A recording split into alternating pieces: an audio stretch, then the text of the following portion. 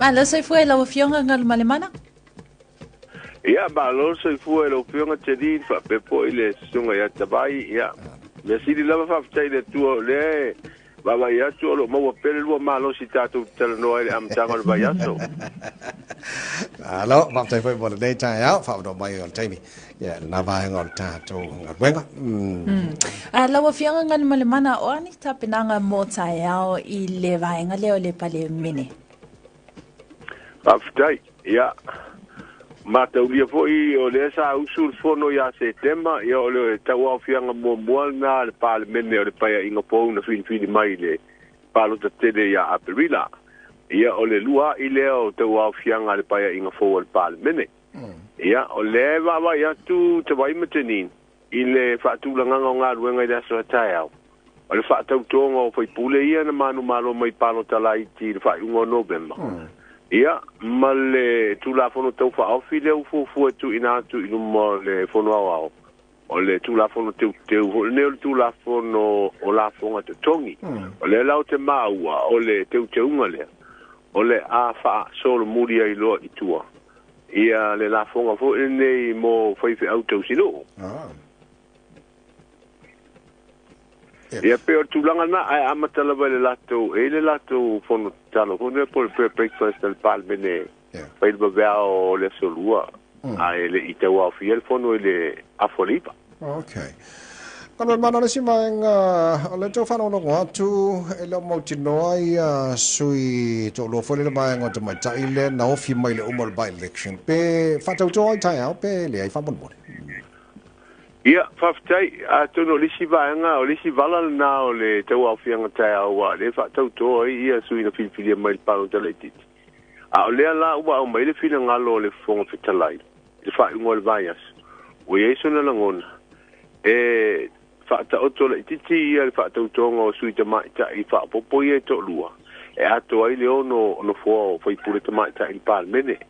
Ona ole la wa mai mal fina ngalo fo fitalai o mafu anga ole ia inisio o mata upolo to to nei fa amsinonga e o to e fesiringi ai le feita wina o le pasene le se fulu le wa usi ai suita mai ta ia to lua ia no fo ia ato ai le ono winga el manato le fo fitalai e siril ta tia se I ma otima manino mai mata upu ia ma se fina ngalo fa amsinonga ia ona tātou I loa I lea I le nā taimi pēa mai se whaiunga. Ia po wheta oto ia ia no fo whaapopo ia na whiri mai leo wha ingo pasene. Vo I nei na maua ta mai ta ina tau wā e lenga te pālo ta tele. Ia wha pēre pālo ta le titi. Ola no winga I lau tau wharo longo e whoringa mai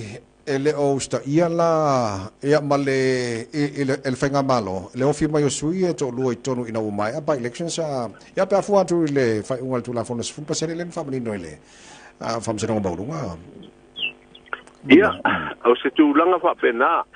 awa o le e fai tau se la vai le fa winga ina fo io le fai ungal na o mai el fam sina o taru sanga apidi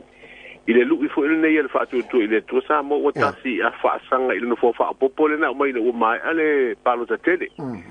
o le fo ile fa pe mai se ba ngol fa ngol na pe mai ale ia fa msino ngo tangel palo te mo fai palo ta light ia no fo a fa tino lo le tu langa na o fai ta se fo mane ofisa io commission fa nga palo te pe na ia le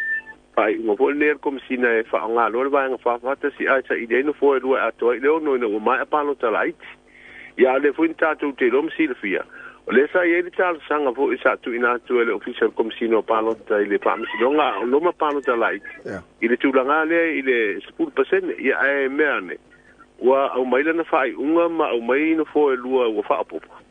a o laita o to le mata upu fa mi nga ile isu ina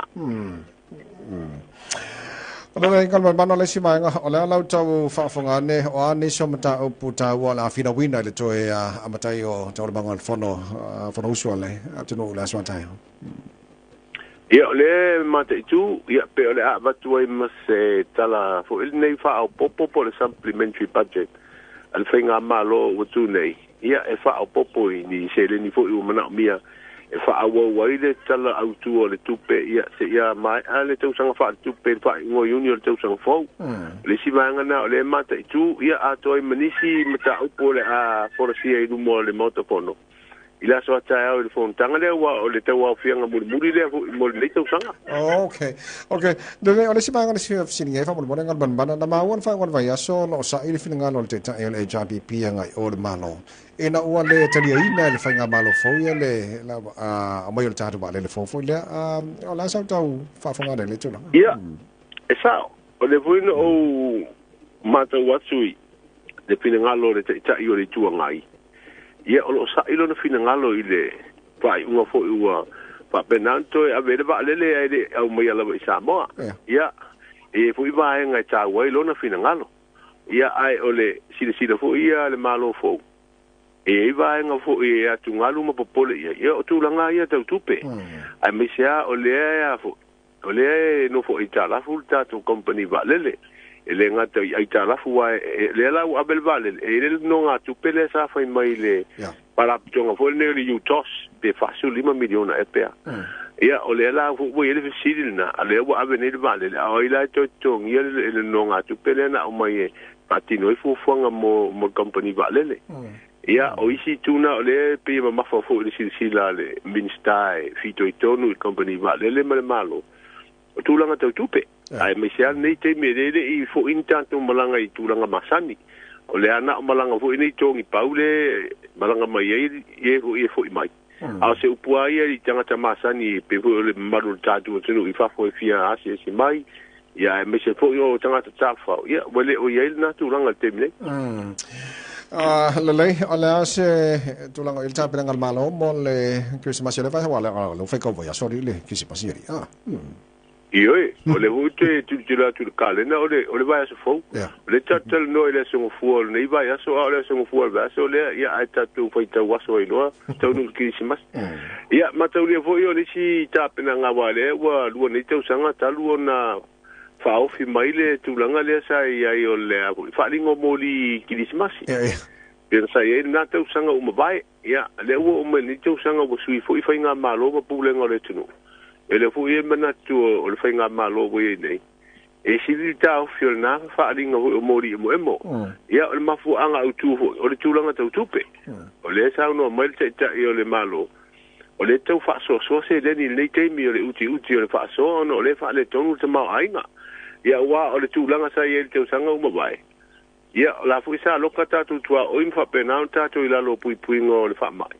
ia esa averta is furu afe na pasia ho le fainga malo sa ia imtanga luenga umam fara tonga le malo e fatino ia la tu ta penanga o le fa linga le o mori mo ia o te lola e wila bala ilo manatu e wila bala le ta ofia le fa linga le fa ia ni te usanga ia o te lola la ia mori o la emo amori wa em faina tala mai lalo ia teu ia o mele teu sanga ia na no i fo ato fa emo wa fo ile mo el tatu with nu ole ngang mal speed Christmas na ole vanga fa ile pu ia teu tangata ole ana manino le o mai fa lo i te fo es finangalo te tai e fa ia la tu fa lingo moli esa ola no o pasi tu ai fa ngol lava ia so mo vai ma nei ia te ungo moli malalo uru ho nei au ta fole o mauta au tu olai wa fa pi mai moli ma vali foi fa mata ngo fie eu passe tua tilo ia o mata ma nei olai mo wai nga ngor speed Christmas mo mo na hui party fa fa so ala fa ala festival of lights al HRPP kai song ya le io la fa io la ala ma nei hui wala solo tu ale tinu foi e o ai o pensula wa ia ta fonga mai monga im passe tua ma pe se mata anga fu na va ngol taulanga I moli mata ngo fio lo mumu ai lei e se va nga fa mal tato proclame le tai lei a tonu ia wa ni va ya so ia le va fa wa tato fe manga nga masani ia ma pe tato te ngalu lu ia ma tilo fo ipo lavana I se le ni fu ia te penal Christmas ia wa le malanga mai to te lo tatu o tunu fo I New Zealand Australia ia mai si tunu fo I pe na masani ai ia le ua lua kilisi masi o tatou faapene ia ua matou le toe o atu ua tou le toe o mai ae faafetai a o le maua le avanoa le au tau apu ma le au faigaulega faamaitaimi o le malaga atu ia manai e foi o loo malaga atu inisi o fuafuaga tāua ia mise vaega foi lea o tagata anuu outou le ua mafai ona toe o atu ia e tauna lelei mafuaaga e lu atu ai auā la a foʻi mai ia e fetaui ma le tolu vai aso foi le no foʻi se ai fatoa toe alu leaiga na fenga ngan mana fafta tele mole season mai na bangol ta to proclaim ne foi time ta ya moni fa va mata vai yes Maria foi wa vai matenin ta to foi roi foi le solo le fenga ngan mana tu mar va tipi o tanga vai le sure word sa mo i pilo to tonga na vanga ta mo ta to nei ta ya